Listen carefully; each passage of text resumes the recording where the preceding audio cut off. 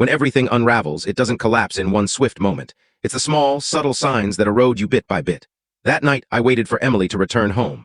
Past midnight, my patience began to fray. She'd gone out with friends, saying she needed a break.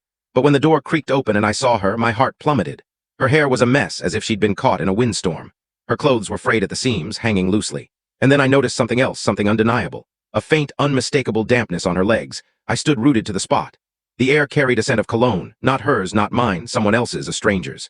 I helped her to bed after cleaning her up. "What happened, Em?" I asked, forcing calm into my voice, trying to believe there was a reasonable explanation.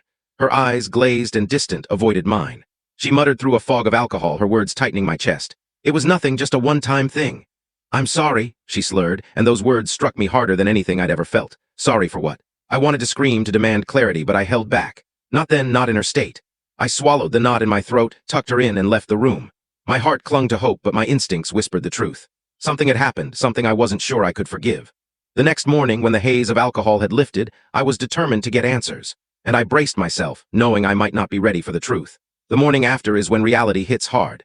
Emily woke up groaning, clutching her temples as if her head might burst. I could hear her shuffling around the bedroom, likely trying to piece together the night before. I was already in the kitchen, sitting in silence, staring at the undeniable proof. I hadn't slept.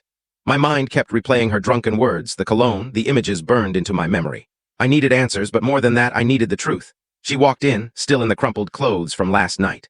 Her eyes were bloodshot and weary. She looked at me, puzzled, until she saw the photos on the table. There they were, evidence I couldn't ignore. A close-up of the stains on her skirt, a faint but clear handprint near her hip.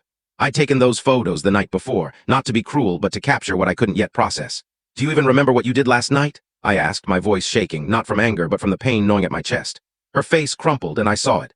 The panic, the guilt, the dawning realization. She didn't need to ask what I meant. She already knew. Emily broke down right there in the kitchen. Her shoulders shook as tears poured down her face.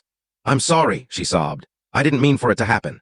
It was a mistake." Her words cut through me, sharp and cold. "A mistake," I said, cutting her off. "You didn't just stumble into this, you chose it.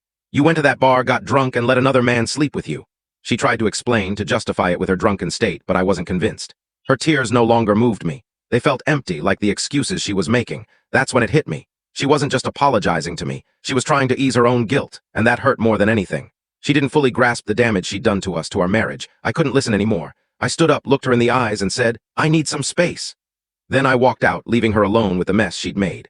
You can't just brush something like this aside. Not when your trust has been shattered. Not when every fiber of you is screaming for answers. I tried. God knows I tried to push it out of my mind. I can't tell you the full story in this short video. If you want to see the full story, the link is given below. Click on it to watch the full story.